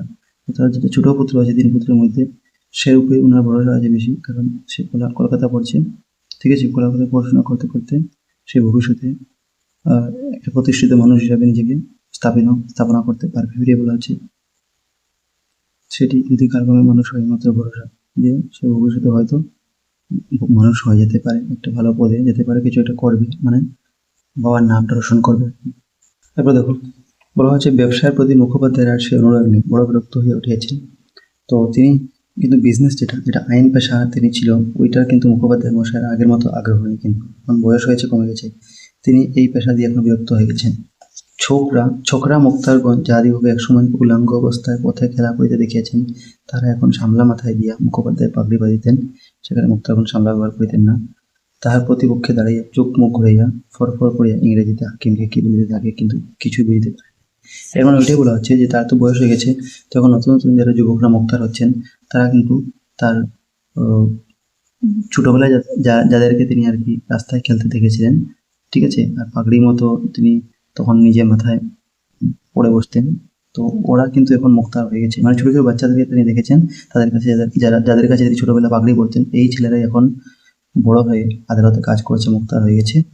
আর তিনি কিছুই বুঝতে পারছেন তারা ইংরেজিতে কি কথা বলছে, কারণ মুক্তার যখন ছিলেন তখন তিনি ইংরেজি জানতেন না, এমনি জানলে হতো, কিন্তু দিন দিন এখন যারা মডার্ন, এখন যারা মুক্তার হচ্ছেন তারা তার সামনে ইংরেজি বললে চলে যায়, তিনি কিছু বুঝতেই পারেন। এটাই বলছে হাকিম কিন্তু তিনি বুঝিয়ে বুঝতে পারেন নাই। তার হাকিম বলতে ওই যে তার গ্রাহক যারা আছে, যাদের কাস্টমার আছে, তাদের সঙ্গে কথা বলতে তারা ইংরেজিতে তিনি বুঝতে পারতেন না, ধরতে পারতেন না। পার্শ্বস্থিত ইংরেজি জানা জুনিয়রকে জিজ্ঞাসা করে উনি কি বলেছেন। সো তিনি আর কি তার জুনিয়র আছেন তাকে জিজ্ঞেস করতেন যে বলতো তারা কি বলছে, তারা ডিসকাশন করছে। জুনিয়র তর্জমা করিয়ে তাহাকে বুঝাইতে বুঝাইতে অন্য প্রসঙ্গ উপস্থিত হয়, মুখের জবাব মুখেই রইয়া যায়, নিষ্ফল রোষে তিনি ফুরিতে থাকেন। তো যাকে তিনি বুঝাবার জন্য বলেন জুনিয়র, তখন তিনি অনুবাদ করে তাকে বোঝাতে যায়, আর ততক্ষণে কিন্তু আদালতের অন্য প্রসঙ্গ শুরু হয়ে যায়। মানে এক কথা বুঝাতে বুঝাতেই তারা অন্য কথা শুরু করে দেয়, ঠিক আছে। তো এটাও তাকে শুনতে হয়, এরপরে বুঝাতে হয়। তাহা ছাড়া পূর্বে হাকিমগণ মুখুজ্জে মহাশয়কে যে শ্রদ্ধার চোখে দেখিতেন, এখনকার নব্য হাকিমগণ আর তাহা করেননি। তো আগের যারা হাকিম ছিল, ঠিক আছে, বিচারকরা ছিল আর কি, তারা তাকে অনেক সম্মান করতো, কিন্তু নতুন বিচারকরা তাকে আর সম্মান আগের মতো দেয় নাই। ইহাদের যেন বিশ্বাস যে ইংরেজি জানে না সে মানুষ পদবাচ্যই নহে। এই সকল কারণে স্থির করিয়াছেন কর্ম হইতে এখন অবসর গ্রহণ করিয়া শ্রেয়। তিনি কেন এখন কাজ থেকে রিটায়ারমেন্ট নিয়েছেন, কারণ এখনকার নতুন যারা মুক্তা আছে তারা ইংরেজি বলে, আর তাদের সামনে যারা বিচারক আছে তাদেরকেই ভ্যালু দেয়, পাত্তা দেয়। যারা ইংরেজি বলতে পারে না পুরোনো মুক্তা, যেমন তিনি মুখুজ্জি মহাশয়, তাদেরকে আর পাত্তা দেয় না, ঠিক আছে। এর জন্য তার সম্মান নেই, তো সেই জায়গায় তিনি আর থাকাটা উচিত নয়, এর জন্য তিনি অবসর গ্রহণ করেছেন, এটাই বলা হচ্ছে। এরপর দেখুন, তিনি যাহা সঞ্চয় করিয়াছেন তাহা সুদ হইতে কোনো রকম সংসার যাত্রা নির্বাহন করেন। তো তিনি এতদিন যেটা কাজ করেছেন, সার্ভিস দিয়েছেন, এটা যেটা একটু সুদ পাবেন, টাকা রেখেছেন ব্যাংকে হয়তো, ওইটা দিয়ে কিছুদিন সংসার যাত্রা যেটা যেতদিন থাকতেন সেই সুদের টাকায় সেই সংসারটা চালাবেন, যেটা টাকাটা জমিয়েছেন এটাই। এরপর দেখো, প্রায় 60 বছর বয়স হইল, যখন মুখুজ্জি মহাশয়ের প্রায় 60 বছর বয়স হয়ে গেছে। চিরকালই কি থাকিবেন, কাটিবেন, চিরকালে কি সারা জীবন কি এই ইঞ্জিনের কাজ করবেন নাকি, এই জন্য তিনি এটা থেকে রিটায়ারমেন্ট নিয়েছেন আর কি, ঠিক আছে। বিশ্রামের সময় কি হয় নাই, বড় ছেলেটা যদি মানুষ হইতো, 2 টাকা যদি রোজগার করিতে পারিত, তাহলে এতদিন কোন কালে মুখোপাধ্যায় মহাশয় অবসর লইতেন।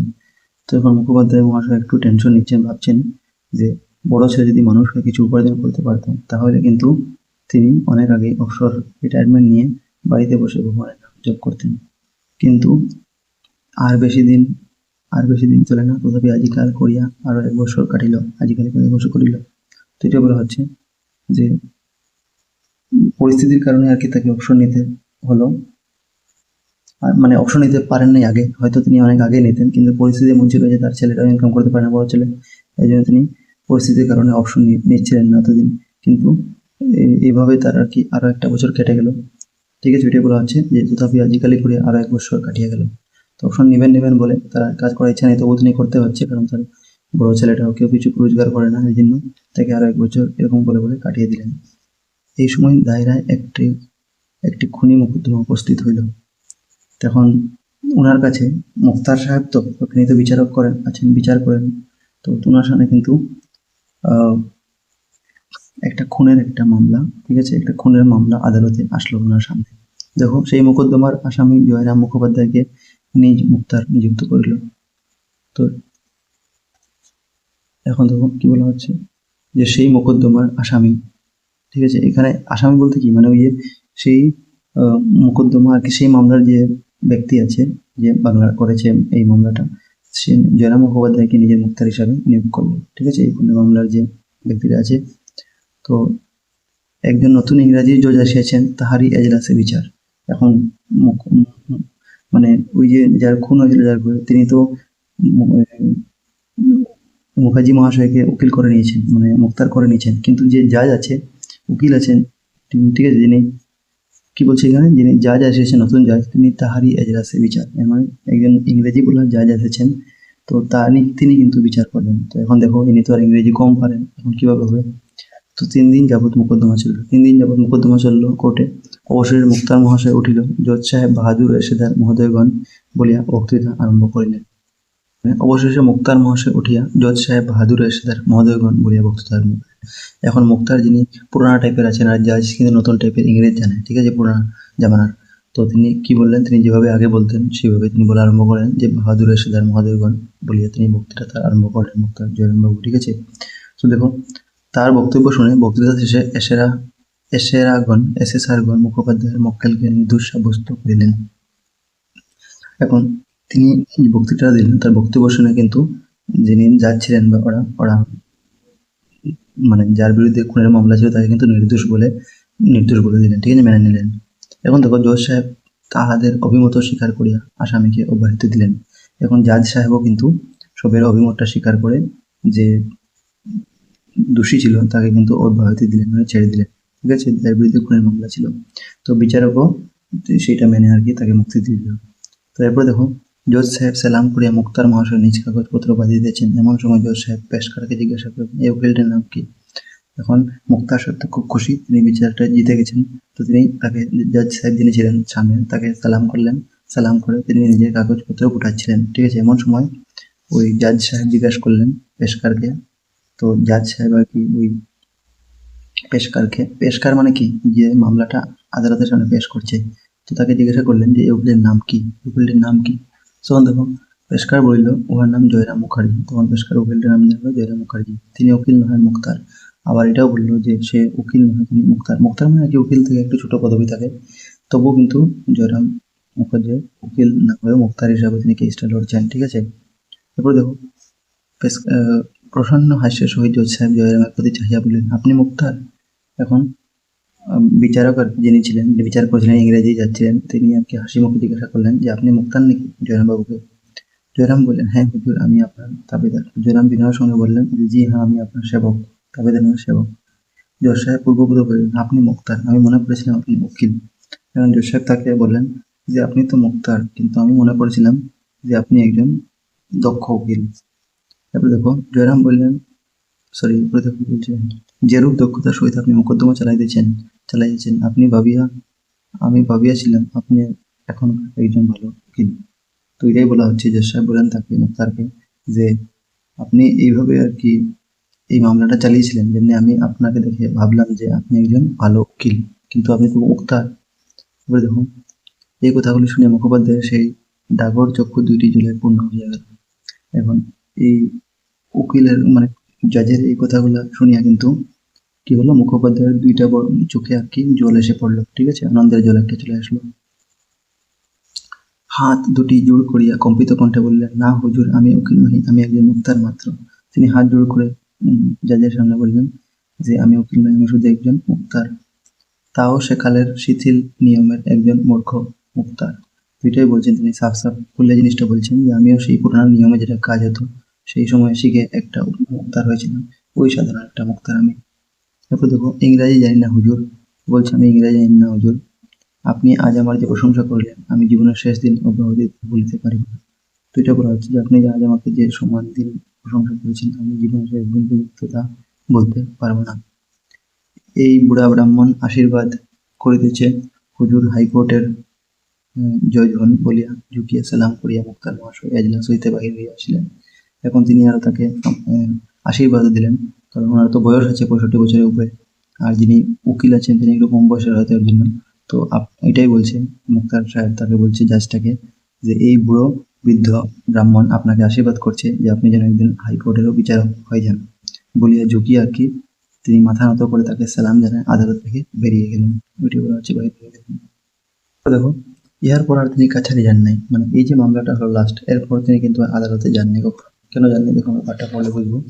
কারণ এখনো হাতিটার কি হয়েছে, রোগ বা কি হয়েছে, কেন মরলো, এটা পড়লাম না।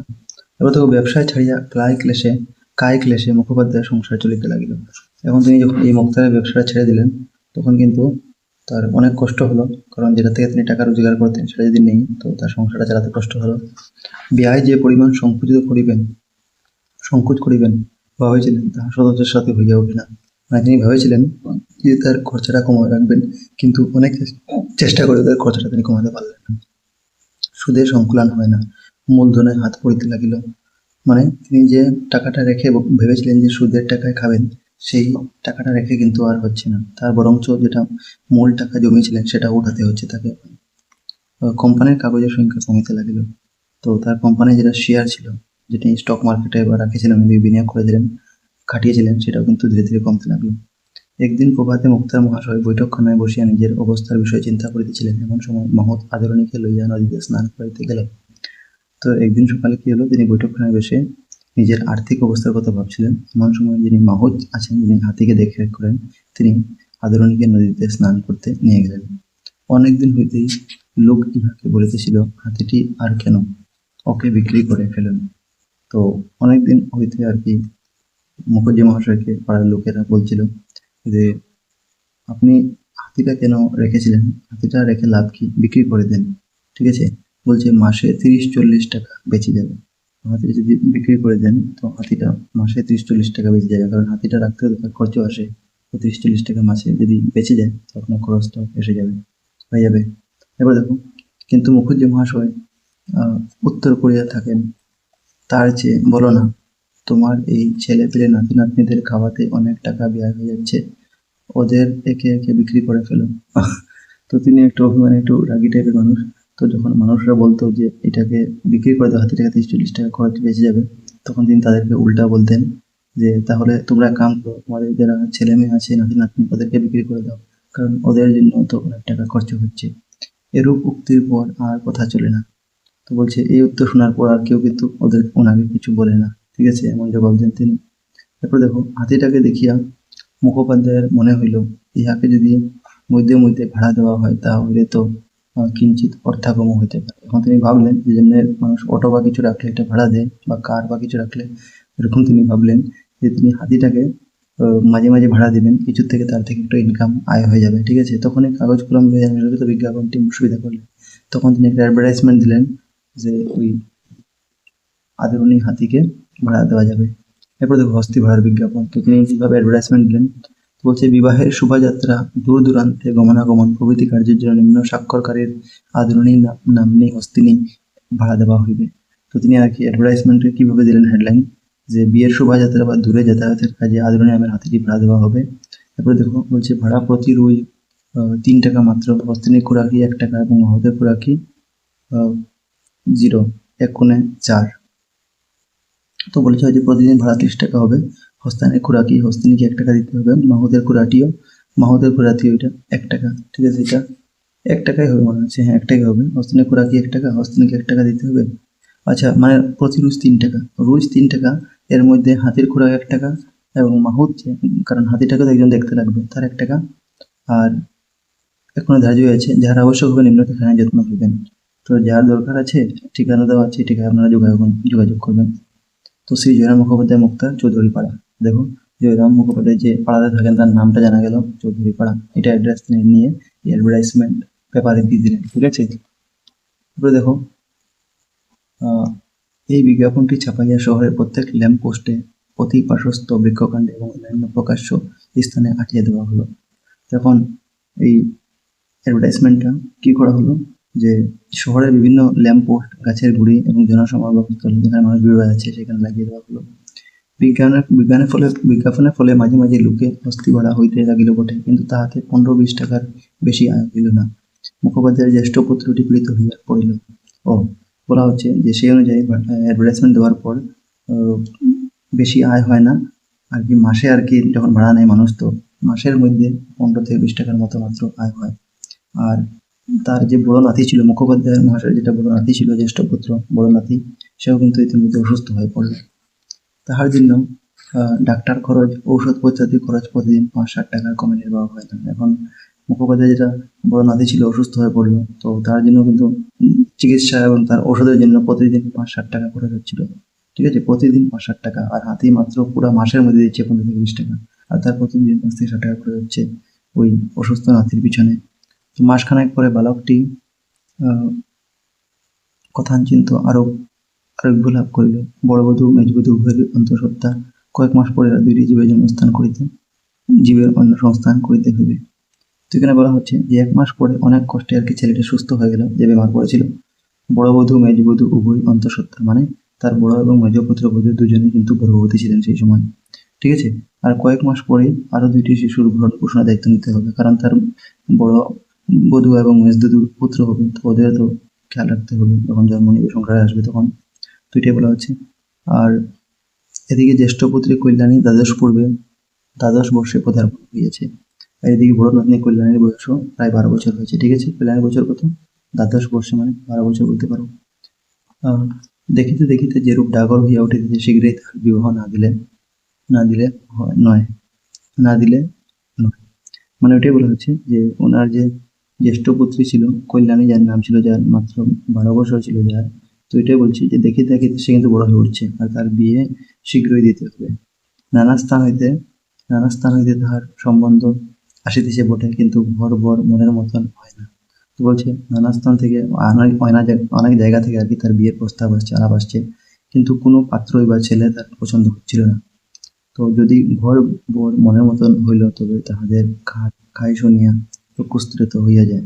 তিনি বলছে যদি ভালো পাত্র আর কি পাওয়া গেলে, ভালো পাত্র যদি পাওয়া যায়, তো তাদের আর কি যেটা দাবি থাকতো সেটা শুনে কিন্তু তিনি হতবাক হয়ে যেতেন, কারণ ভালো পুত্র থাকবে তো সেও ডিমান্ড হবে, ঠিক আছে, যে এটা চাই, আমার এটা চাই।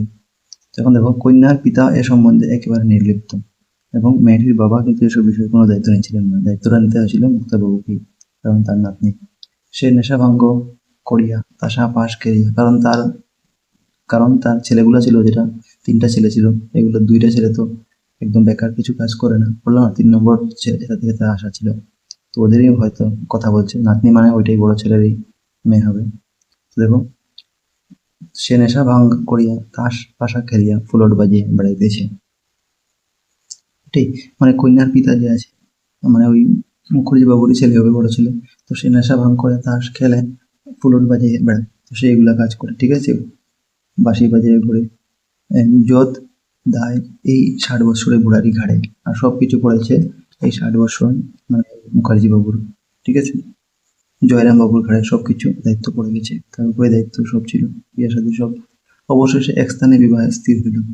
তো লাস্টে গিয়ে শেষ পর্যন্ত আর কি ভালো সম্বন্ধ একটা ঠিক হলো। পাত্রটি রাজশাহী কলেজ এলে পড়িতেছে। তো বলা হচ্ছে যে পাত্রটি রাজশাহী কলেজে এলে কলা বিভাগে আর কি ওইটাই পড়ছে, আর্টসে, এবং ওইগুলো, হ্যাঁ, খাইবার পরিবার সংস্থানও আছে, এবং তার খাবার, ঠিক আছে, আর পড়বারও স্থান আছে, পড়াশোনার ব্যবস্থা আছে আর কি। তাহার 2,000 টাকা চাহে, নিজেদের খরচ 500-2,500 টাকা হইলে বিবাহিত হয়। তো বলা হচ্ছে তাহার 2,000 টাকা চায়, যাকে দেখেছে আর কি, তার জন্য পাত্রপক্ষ 2,000 টাকা চাইছে, এবং তাদের নিজের খরচের জন্য আরো আর কি 500 টাকা দিতে হবে। এটাই বলছে, নিজেদের খরচ 500 টাকা। তো এমনি তো পাত্র 2,000 টাকা যাচ্ছে, আর খরচের জন্য আরো 500 টাকা, অর্থাৎ মোট মানে 2,500 টাকা হইলে বিবাহটা হয়, মানে মোট 2,500 টাকা হইলে বিবাহটা হয়ে যাবে।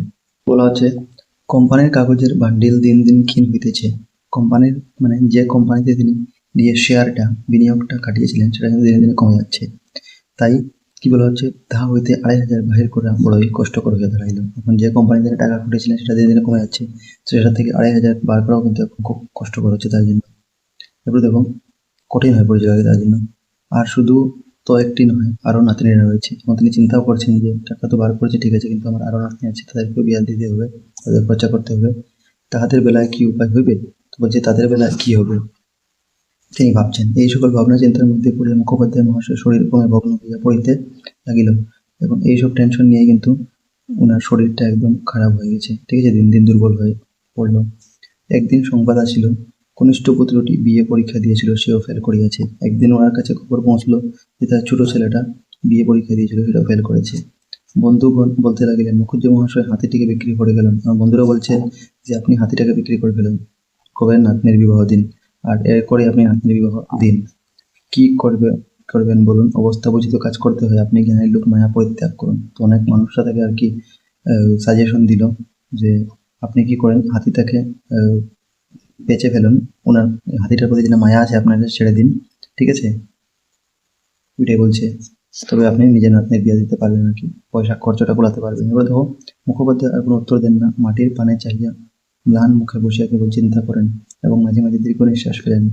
ঠিক আছে। তখন মুখোপাধ্যায় মহাশয় তিনিও কিছু বলতে পারছেন না, কারণ তিনি মাথা নিচু করে চুপচাপ বসে আর কি ভাবতে আছেন, এবং দীর্ঘ শ্বাস জোরে জোরে শ্বাস নিয়ে ফেলে তিনি ভাবছেন যে কি করবো এখন, কারণ তার মায়া আছে একটা তার প্রতি। এখন দেখুন, চৈত্র সংক্রান্তিতে বামুনহাটে একটি বড় মেলা হয়, সেখানে বিস্তর গরু বাছুর ঘোড়া হাতি উট বিক্রি আসে। তো এখানে বলা হচ্ছে যে চৈত্র সংক্রান্তির সময় বামুনহাটে কি হয়, একটা বড় মেলা বসে, আর সেখানে অনেক গরু ঘোড়া হাতি ইত্যাদি উট ইত্যাদি বিক্রি করা হয়। ঠিক আছে, তো হাতিটিকে মেলায় পাঠিয়ে দিন, বিক্রি হয়ে যাবে এখন। তো ওইটাই বলা হচ্ছে, একজন বললো যে এই হাতিটাকে মেলায় পাঠিয়ে দিন, সহজেই সেখানে বিক্রি হয়ে যাবে বামুনহাটে। ঠিক আছে, এবার দেখো 2000 কিনেছিলেন, এখন হাতি বড় হয়েছে, 3000 টাকা অনায়াসে পেতে পারবেন। বলছেন আপনি যখন কিনেছিলেন তখন ছোট ছিল 2000, তখন বড় হয়ে গেছে, এখন আরামসে আপনি অ্যাটলিস্ট 3000 টাকা তো পেয়ে যাবেন অনায়াসে, মানে কমসে কম 3000 টাকা তো আপনি সহজেই ইজিলি পেয়ে যাবেন। এবার দেখো, কুচার কুচার খুঁটে চক্ষু মুছিয়ে বললেন, কি করে তোমরা এখন কথা বলছো? তো তিনি ধুতির আর কি নিজের কুচাটা দিয়ে, কুচলা যেটা থাকে ওটা দিয়ে তিনি চোখের জল মুছে বললেন যে তোমরা কিভাবে এমন কথা বলতে পারো, কারণ তার একটা মায়া বা মমত্ব ভাব একটা আছে হাতির প্রতি। বন্ধুরা বুঝলেন, আপনি বলেন ও আমার মেয়ের মতো। ঠিক আছে, তো বন্ধুরা বললেন যে আপনি তো বলেন হাতিটাও তো আমাদের মেয়ের মতো, তা মেয়েকে কি চিরদিন ঘরে রাখা যায়? ওরা বুঝাচ্ছে ওনাকে, মহাশয়কে, যে হাতিটাকে কি আপনি মেয়ে আছে, মেয়ে কি চিরদিন ঘরে রাখা যাবে? সারা জীবন তো ঘরে রাখতে পারবেন না। মেয়ের বিয়ে দিতে, মেয়ে শ্বশুরবাড়ি চলে যায়, তার আর উপায় কি? তো বলছেন যে মেয়েকে তো বিয়ে দিতে হয়, তারপর সে শ্বশুরবাড়ি চলে যাবে, এটাই নিয়ম।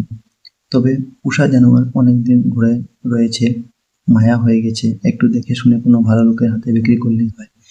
ওরা আর কি ওনার সঙ্গে যারা বন্ধুরা আছেন ওনাকে বোঝাচ্ছেন যে আমরা বুঝছি যে অতদিন পোষা জানোয়ার আছে, তো আপনার একটা ওর প্রতি একটা প্রেম হয়ে গেছে, ঠিক আছে, একটা প্রেমের ভাব আছে, তো আপনি একটা ভালো খরিদ্দার দেখে, একজন ক্রেতা দেখে, বিক্রেতা দেখে তার কাছে এটা বেচে দিন, যাতে যে বেশ আদর যত্নে রাখবে, কোনো কষ্ট দেবে না, এমন লোককে বিক্রি করেন। যেমন মানুষ খুঁজে নেন যে বেশি কষ্ট দিবে না তাকে যত্ন নেবে ভালো, ঠিক এমন মানুষের কাছে বিক্রি করে দিন।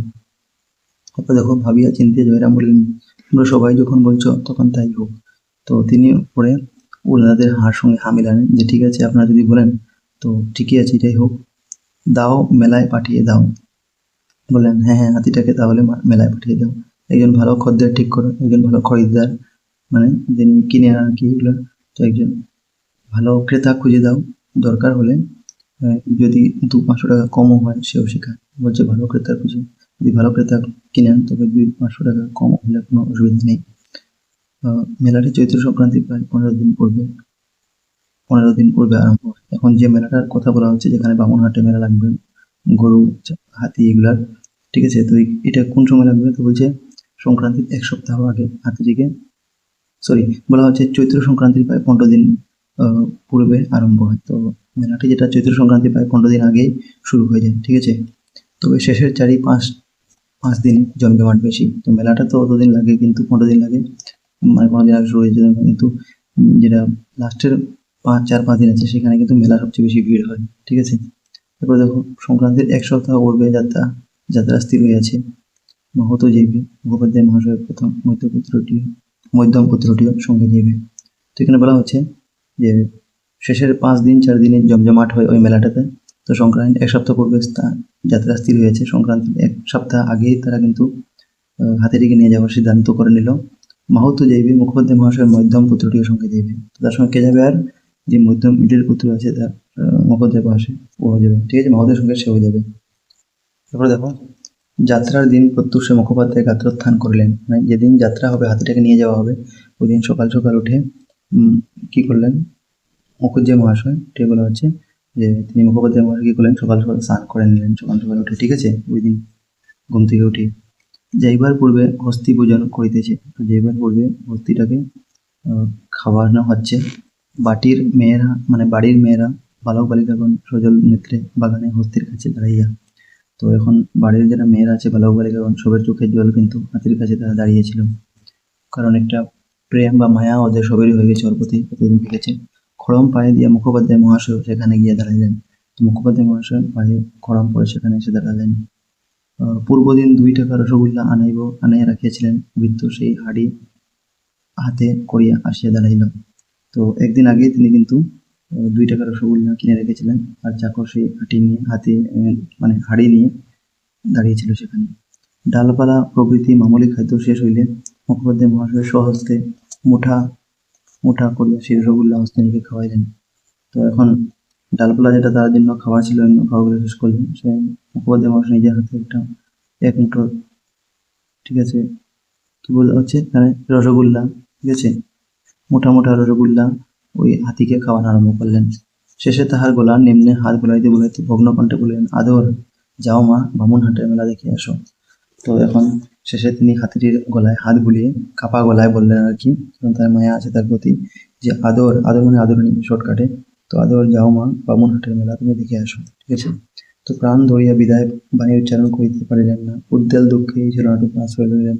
তো তিনি বিদায় আর কি কথাটা মুখে বলতে পারলেন না তাকে, কিন্তু কারণ খুব কষ্ট হচ্ছিল তার জন্য তাকে ডাইরেক্টলি বিদায় দিতে পারলেন না, কিন্তু গভীর দুঃখে তিনি সত্য কথা বলতে পারলেন না, ঠিক আছে। এটি বলছে উদ্বেল দুঃখে এই ছেলেটুকু আশ্রয় লইলেন।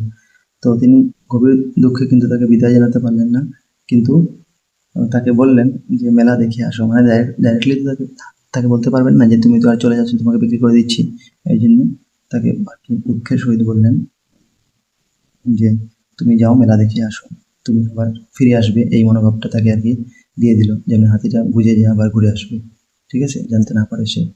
তো এটা দেখো, কল্যাণীর বিবাহের সমস্ত কথাবার্তা পাক হয়ে গেছে। তো ওই মুখুজ্জে মহাশয় নাতনি ছিল কল্যাণী 12 বছরের, তার সমস্ত বিবাহের কথাবার্তা চূড়ান্ত ফাইনাল হয়ে গেছে। 10ই জ্যৈষ্ঠ শুভ কার্যের দিন স্থির হয়েছে। তো তার বিয়ের দিন কত কল্যাণী? 10 জ্যৈষ্ঠ ঠিক করা হয়েছে। বৈশাখ পড়লে উভয় পক্ষে আশীর্বাদ হইবে, মানে বৈশাখ মাস শুরু হলে দুই পক্ষের আশীর্বাদের অনুষ্ঠান হবে, বরপক্ষ আর এই মেয়ে পক্ষ। হস্তি বিক্রয়ের টাকাটা আসিলে গহনা গড়াইতে দেওয়া হবে, মানে হাতে বিক্রি করে টাকাটা পেলেই সারা দিয়ে গয়না তৈরি করা হবে, স্থির করা হলো। কিন্তু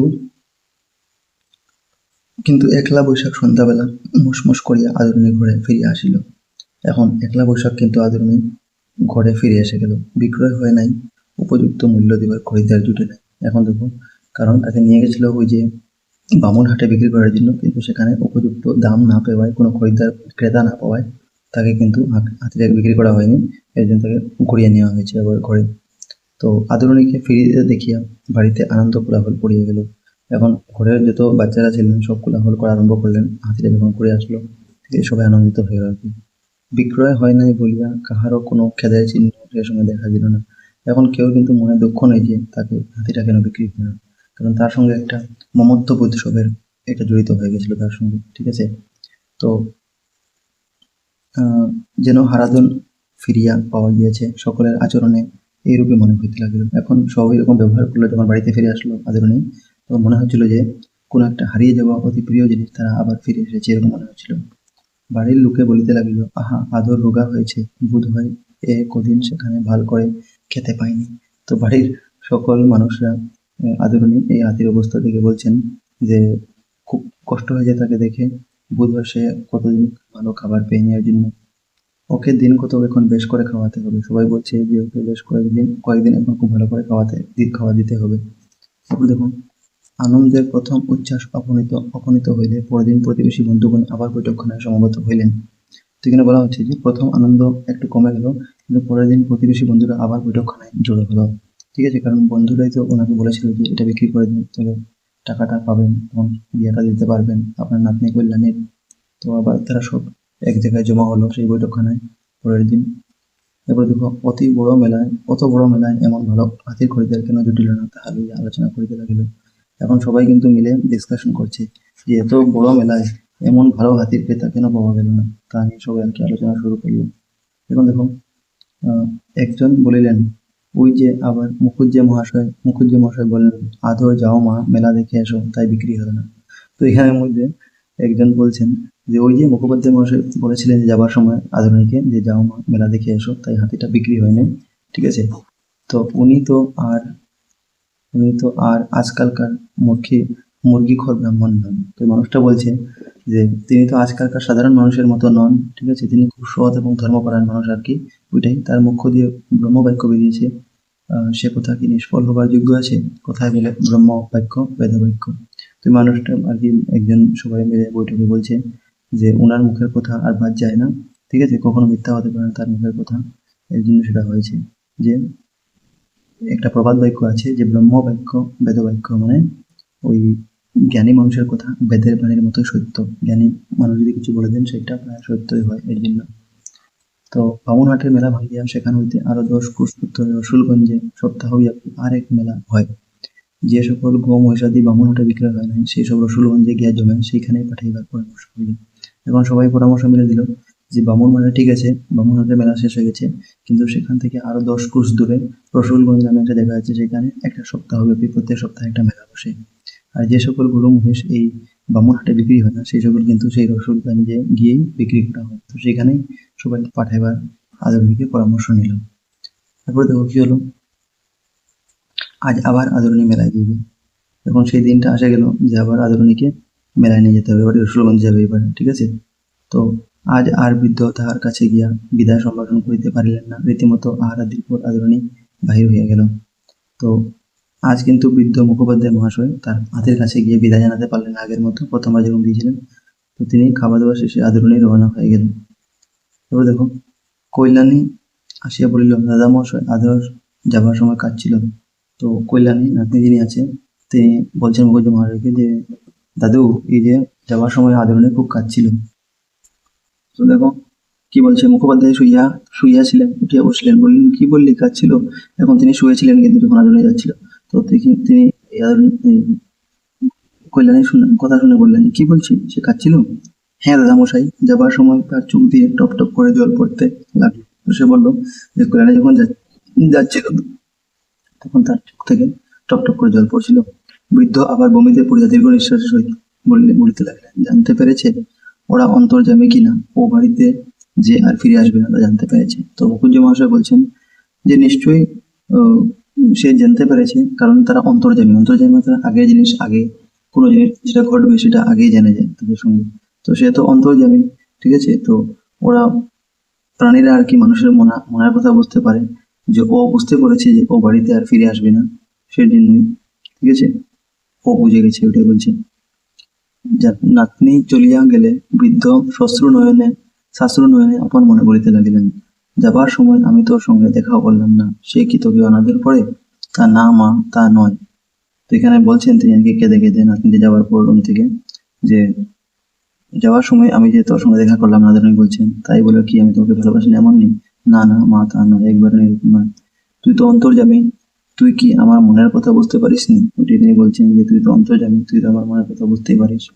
খুকির বিয়েটা হয়ে যাক, তারপর তুই যার ঘরে যাবি তাদের বাড়ি গিয়ে আমি তোকে দেখে আসবো।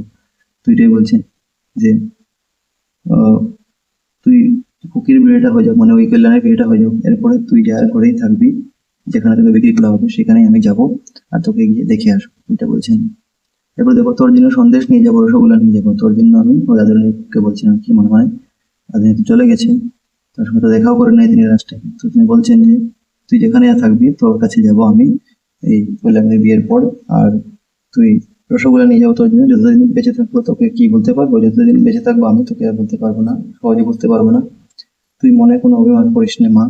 এটি বলছেন যে তুই কোনো অভিমান করিস না, ঠিক আছে, মানে কোনো রাগিস না মনের মধ্যে, এইটা বলে। তারপরে দেখো,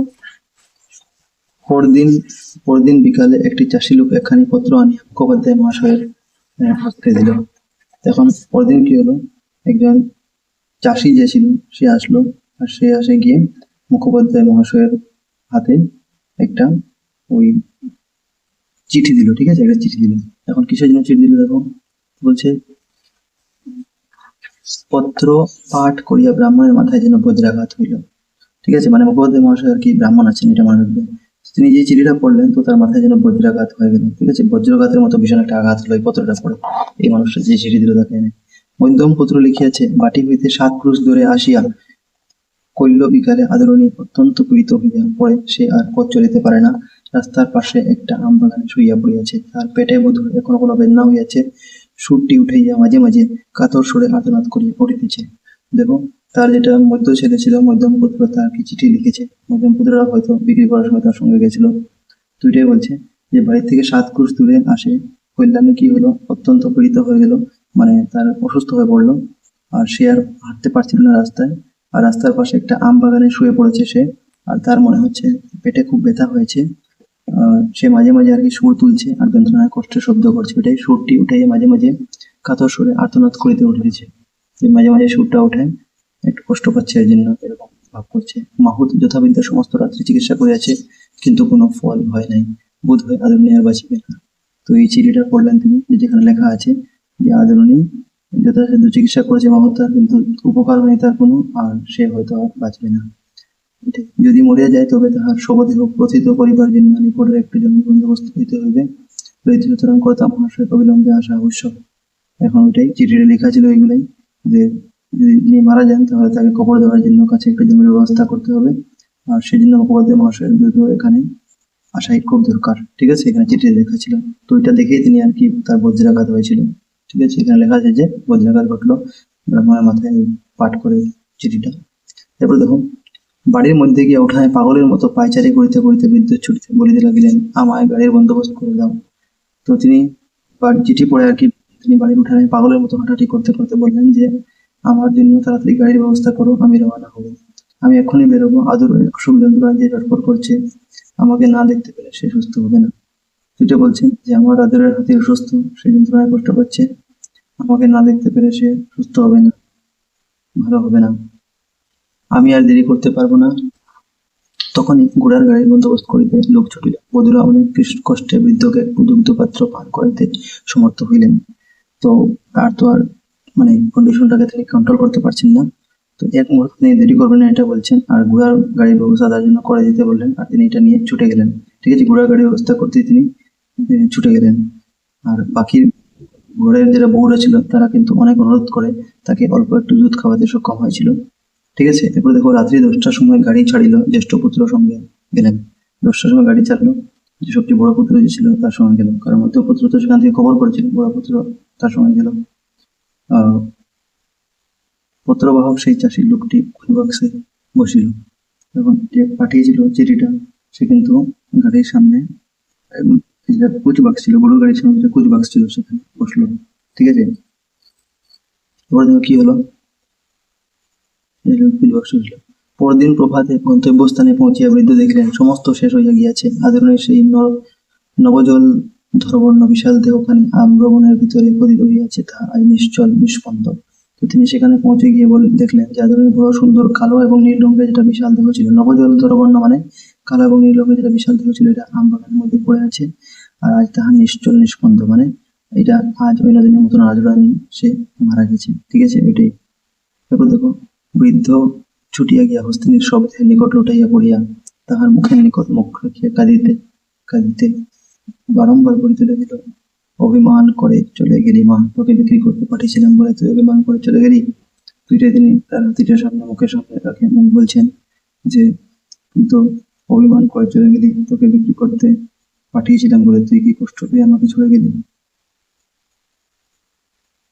ঠিক আছে, তো এবার দেখো, ইহার পর 2টি মাস মুখোপাধ্যায় মহাশয় জীবিত ছিলেন। এরপর হাতিটা মারা যাওয়ার পর আদরেই মুখোপাধ্যায় মহাশয় মাত্র 2 মাস জীবিত ছিলেন, 2 মাসের পর ওনার মৃত্যু হয়ে গেল।